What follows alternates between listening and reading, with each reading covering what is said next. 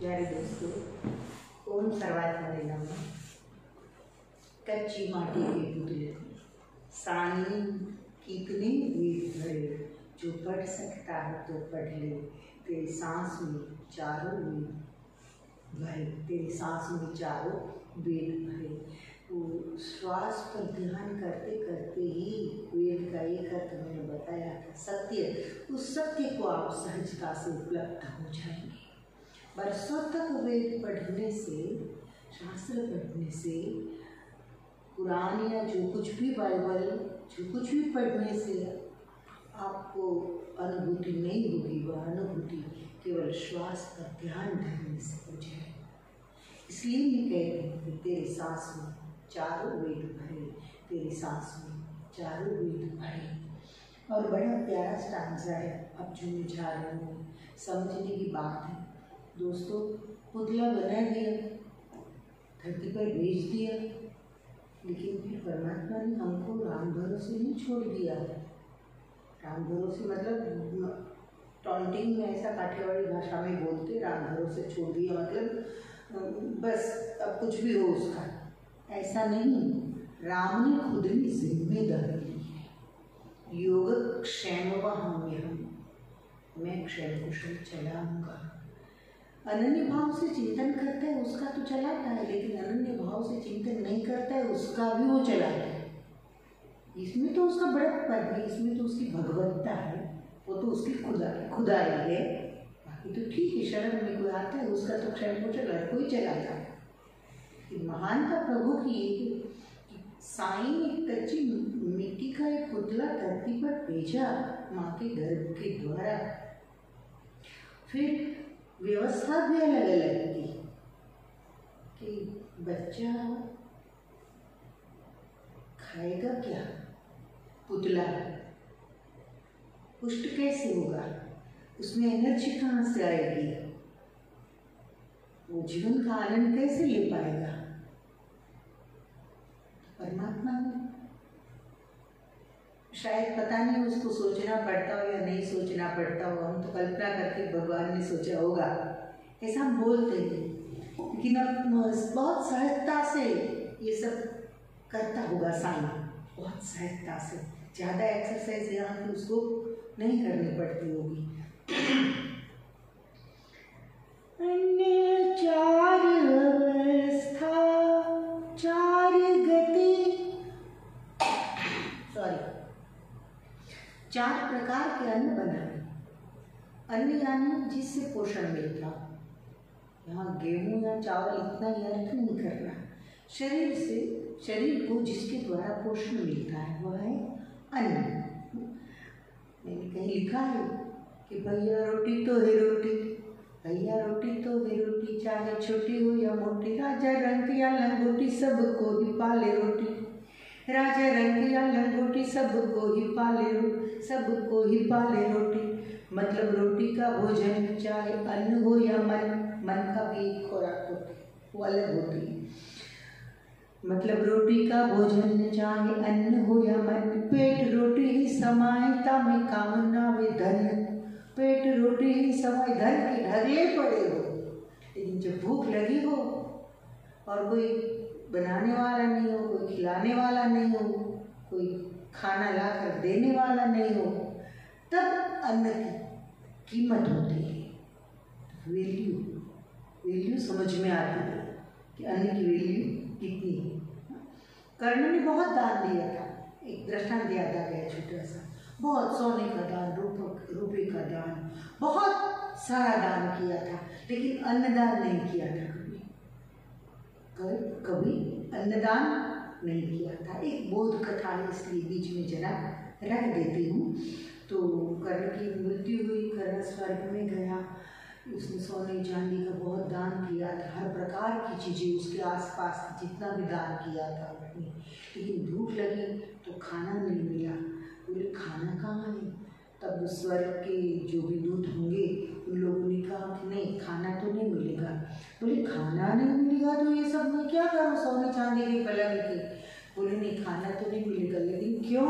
बोले आपने कभी अन्नदान नहीं किया, इसलिए खाना नहीं मिलेगा। तो बोले स्वर्ग काम का क्या? 2 रोटी शांति से मिल जाए और प्यार मिल जाए किसी का तो वही स्वर्ग है। अन्य काम का मतलब ये सब सुख वैभव काम का क्या? अब मैं क्या करूं? तब कहा कोई देवदूत ने कि भाई तूने एक बार एक अन्न क्षेत्र चल रहा था और किसी साधु ने पूछा था कि भूख लगी, भोजन करने, कोई अन्न देने वाला है, तब तूने अंगुली चींधी थी, अंगुली से इंगित किया था कि हाँ वहाँ मिलेगा।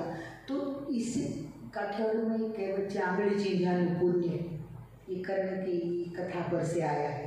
तो बोले अंगुली मुंह में रखो, चूसते रहो तो क्षुधा शांत होती रहेगी।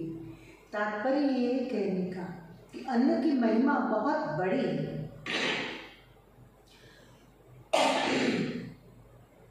4 प्रकार के अन्न बनाए परमात्मा ने, सॉलिड, सेमी सॉलिड, लिक्विड और सेमी लिक्विड। 4 प्रकार के ना, जो कुछ पदार्थ खा सकते, कुछ पदार्थ चूस सकते, कुछ पदार्थ पी सकते, कुछ पदार्थ चाट सकते। पचाम्यन्नम चतुर्विधम कृष्ण ने गीता में कहा है। तो अन्य 4 अवस्था, 4 प्रकार के अन्न बनाए। किसके लिए? कच्ची माटी के पुतले के लिए। कच्ची माटी का है लेकिन 25, 50, 100 साल आराम से जिए, इससे उसको पोषण मिले। हाँ? माँ का दूध प्रवाही स्वरूप, वो चाहता तो ऐसी व्यवस्था भी कर सकता कि सॉलिड रूप में कुछ निकले माँ के शरीर में से, लेकिन लिक्विड क्यों? बच्चा का जब जन्म होता है तब मुंह में दांत नहीं होता, तब pre plan, everything is pre plan in this world. परमात्मा ने इस विश्व में सब कुछ प्री प्लान करके रखा है। तो पहले प्लान करके रखा, योजना करके रखी परमात्मा ने कि माँ के स्तन में दूध आए। इसलिए तो कवि, साधु, संत कवि फिदा है उस पर। उनको लोग पागल कहते हैं, कोई पागल कहे तो कहे, लेकिन वास्तविकता है कि हम थोड़े बहुत तो पागल है उसके पीछे। और इसी वजह से है कि कदम कदम पर जो करिश्मा है उसका अनुभव होता रहता है। तो निग्लेक्ट कब तक करेगा आखिर बंदा? कोई भले खुद को रेशनलिस्ट कहे, तो मैं रेशनलिस्टों को कहूँगी कि क्या आप माँ का दूध पीकर बड़े नहीं हुए? मतलब आप भले नास्तिक हो, लेकिन भगवान आपके लिए नास्तिक नहीं है, वो तो करुणापूर्ण है। तो बस वही आस्था रखने का, परमात्मा में आस्था जगने का वही माध्यम है कि एक बाद एक के बाद एक के बाद जो होता रहता है सब देखते रहो। हाँ? तो अपने आप नास्तिकता का सवाल ही नहीं रहेगा। सहज आस्था, आस्तिक बनने के लिए कोई खास कोशिश नहीं करनी पड़ती कि मंदिर जाओ, माला फेरो, पूजा करो, ये करो, कुछ नहीं करो, फिर भी आप आस्तिक हो सकते हो, फिर भी आस्तिक हो सकते हो आप। एनीवे, तो अन्य 4 अवस्था। कभी मुराद, वो भी मेरी तरह पागल था, उसके पीछे दिखता रहता था कुछ न कुछ। उसने लिखा है कि तुम ही नाम तारन सबे काज सारन, तेरा नाम मात्र तार देने वाला है। सेवा और सत्संग बात की थी मैंने। तो तुम ही नाम तारन सबे काज सारन, धरो उसका धारण, धारणा या धैर्य या उसका ध्यान धरो। धारणा के बाद ध्यान आता है, और कभी कभी क्षमता के अनुसार बहुत जल्दी ध्यान में प्रवेश हो जाता है। ये साधक की क्षमता पर आधार रहता है। जरूरी नहीं है बैलगाड़ी में मुसाफरी करो, प्लेन में भी आप जा सकते हो। तो जितनी आपकी क्षमता, बाहर से जैसे आर्थिक क्षमता होती है वैसे आध्यात्मिक क्षमता भी सबकी अलग अलग होती है।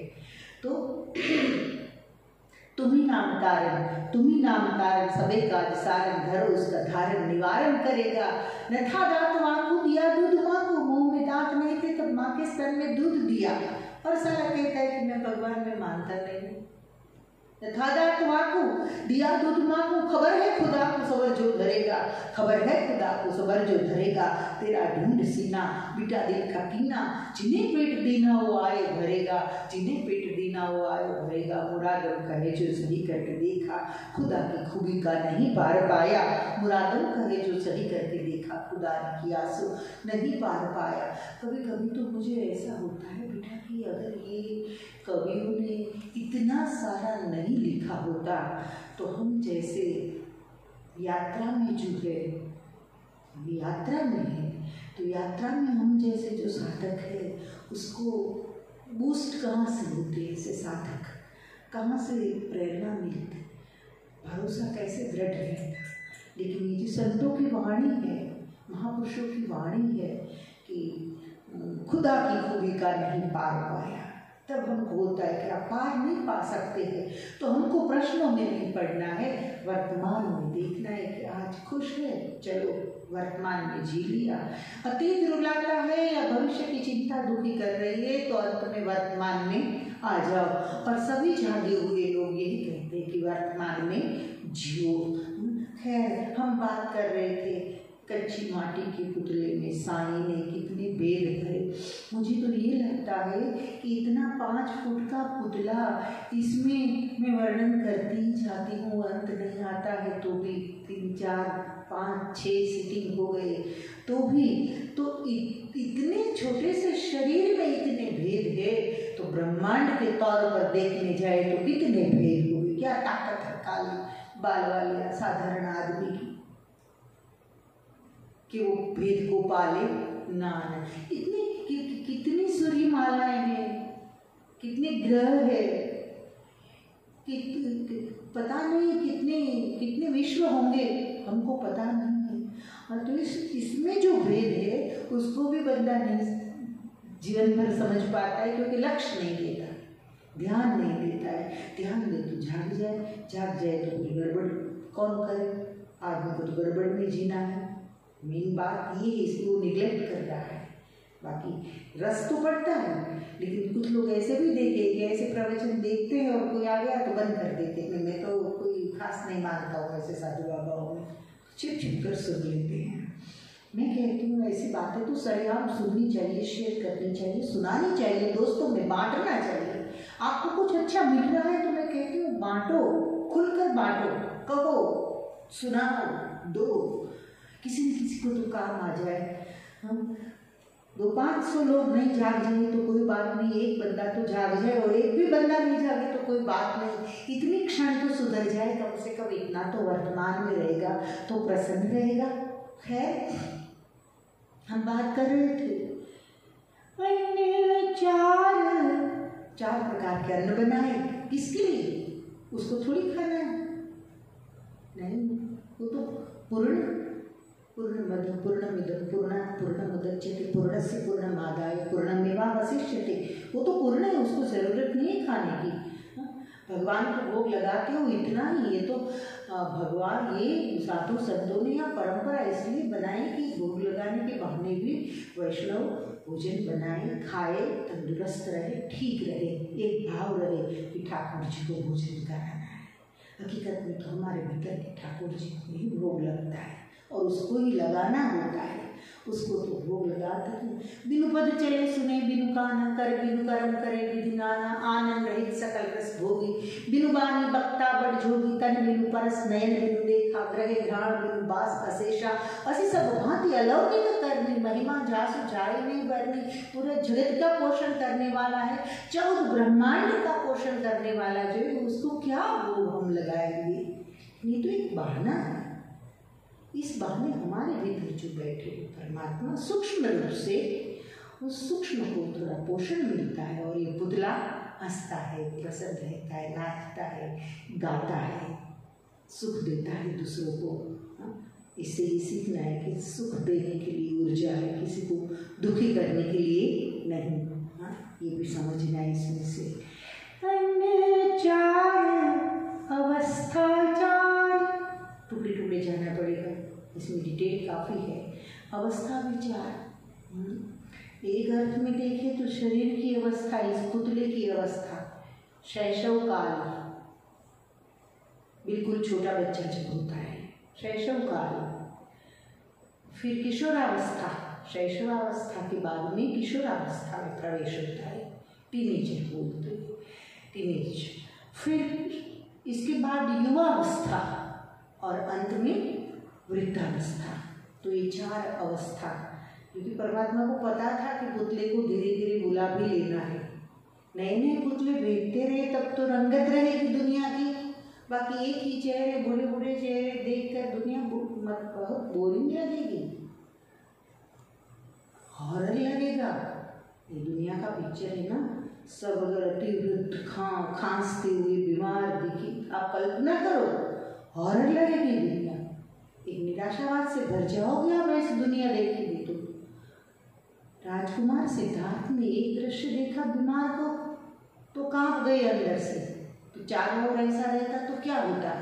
इसलिए परमात्मा ने व्यवस्था की कि पुतले को भोजन मिले, पहले प्रवाही, धीरे धीरे दांत आए, फिर सॉलिड भोजन से शुरू हो, बड़ा होता जाए, फिर किशोरावस्था में आए, फिर जवानी में आए, जो वसंत ऋतु जीवन की है उसको भी वो भोगते, जीवन का आनंद ले, और बाद में वृद्धावस्था। और इसलिए तो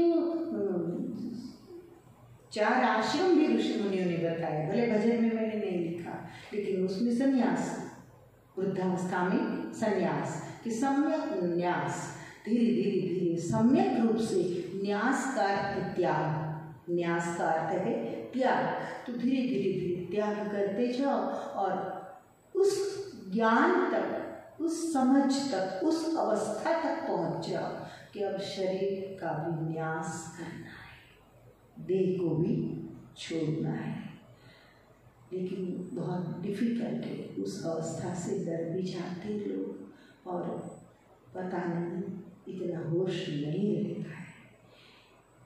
इसलिए हम कोशिश करते हैं कि अध्ययन, चिंतन, वांचन, मनन, सत्संग, और आचार्य शंकर कहते हैं कितने भी वेद पढ़ लो, लेकिन जब तक ये ब्रह्म ज्ञान नहीं हो, अनित्य और नित्य, इसका विवेक जब तक नहीं हो, तब तक ब्रह्म ज्ञान की कोई बातें काम की नहीं है। तो विषय की ओर हम आते हैं फिर से। अन्य 4 अवस्था, 4 गति, 4 अवस्था, एक तो शैशव, किशोरावस्था, युवावस्था, वृद्धावस्था, और दूसरे अर्थ में हम कहें तो जागृतावस्था, स्वप्नावस्था, सुषुप्ति निद्रावस्था, और उससे आगे की एक अवस्था है जो सम्यक न्यास जिससे होने लगता है, वो एक चौथी अवस्था उसके लिए बताई है जो तुर्यावस्था है। तो ये 4 अवस्था भी हम अर्थघटन कर सकते हैं, और ये भी बड़ा प्यारा अर्थघटन, ये ज़्यादा आवश्यक है। तो जागृत अवस्था भी भगवान ने दी ताकि आप कर्म कर पाओ, और किसी भी प्रकार का कुकर्म, दुष्कर्म या दूषित कर्म हमसे न हो पाए, इसलिए जागृत अवस्था। कर्म भी करो और कोई गलत काम न हो जाए, इसलिए जागृत अवस्था है। आंखें सबकी खुली, लेकिन दृष्टि बहुत कम लोगों के पास है। तो जागृत अवस्था, फिर सुषुप्ति, जागृत, स्वप्न, फिर स्वप्नावस्था, स्वप्न आते हैं नींद में। वो अवस्था क्यों दी भगवान ने? हो सकता है, ये संभावना बता रही हूँ, ऐसा है ये नहीं कह रही हूँ, हाँ, कि अचेतन मानस में कुछ बातें पड़ी हो तो स्वप्न में पूरी हो जाती, ये भी एक व्यवस्था है उसकी, स्वप्नावस्था। फिर सुषुप्ति, गाढ़ निद्रा। आप सुषुप्तावस्था में से गुजरे हैं रात भर कि स्वप्नावस्था में, कैसे पता चलेगा? सुबह उठकर तरोताजा एहसास करो, आप अगर महसूस करो हुआ बहुत स्वस्थ हो आप, फ्रेश बिल्कुल, तो समझना कि सपनों ने आपको परेशान नहीं किया। और अगर सुबह में थकान लगे हुए, रात के विचार, वो स्वप्न भी अतीत बन जाता है सुबह में, तो ये सब विचार आते हैं। स्वप्न के भी काफ़ी प्रकार है, और उसमें से कुछ प्रकार ऐसे हैं जो सत्य से जुड़े हुए हैं, लेकिन ये सारी बातें अभी मुझे नहीं करनी, बाकी विषयांतर हो जाएगा। तो अन्न 4, अवस्था 4, गति 4। अन्य 4 अवस्था, 4 गति, मुक्ति भी 4, संसार गति। हाँ, तो गति 4, लाख जीव, पता नहीं कहाँ से जीव कहाँ जाता है, उसमें मुझे नहीं पढ़ना है ज़्यादा, लेकिन 4 गति, हाँ इतना हम कह सकते हैं जो वैज्ञानिक स्तर पर भी स्वीकार करना पड़ेगा, बौद्धिक स्तर से भी एक्सेप्ट करना पड़ेगा आपको। ये कौन कौन सी बातें हैं? तो एक तो स्वेदज, अंडज, उद्बीज और जरायुज, 4 गति। स्वेदज बालों में जू होती है, उसमें भी जीव तो है, लेकिन केवल पसीने से। कैसे होता होगा विकास उसका, कैसे बढ़ते होंगे? देखो ये भी एक व्यवस्था है, कितनी सूक्ष्मता, 4 गति।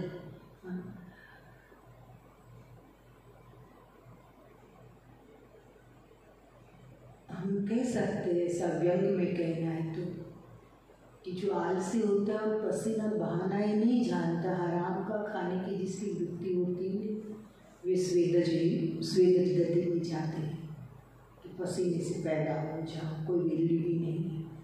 हो सकता है ऐसा, हम कह सकते हैं ऐसा व्यंग में। तो स्वेदज अर्थ स्वेद पसीना, पसीने से उत्पन्न होते। अंडज दूसरी गति है, पहले अंडा देती है मुर्गी, कबूतर, पक्षी, फिर उसमें से जीव का जन्म होता है। और ऐसे अंडज का भी योनियां है, अंडज में केवल पक्षी नहीं है, ये भी एक ज्ञान होना चाहिए आपको, ये जनरल नॉलेज के पार्ट है।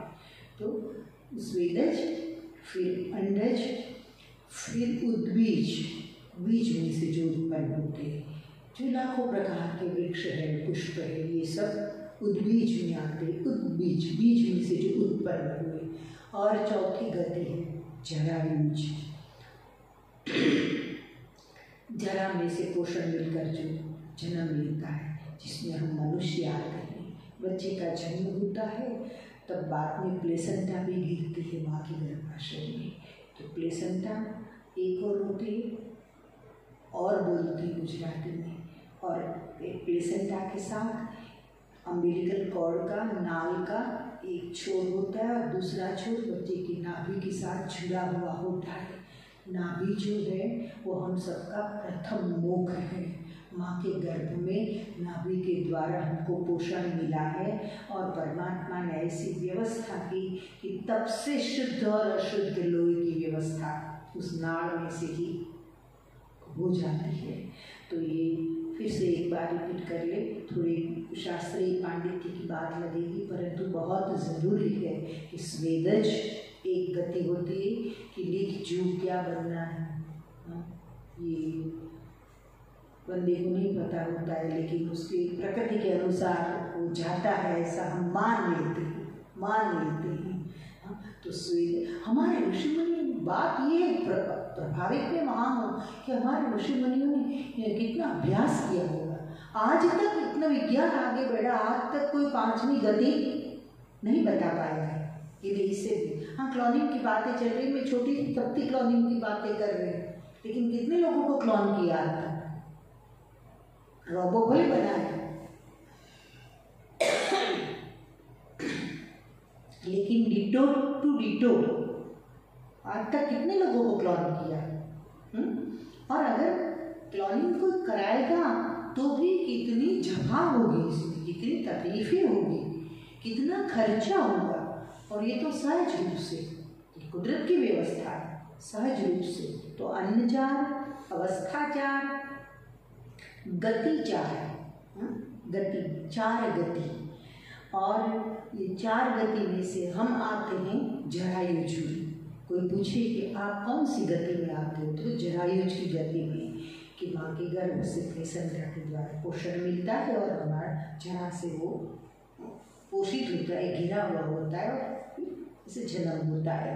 तो जरायुज। तो अन्य 4 अवस्था, 4 प्रकार का अन्न, 4 प्रकार की अवस्था, 4 प्रकार की गति और मुक्ति भी 4 प्रकार की, सायुज्य मुक्ति, सारूप मुक्ति, सानिध्य मुक्ति, सालोक मुक्ति।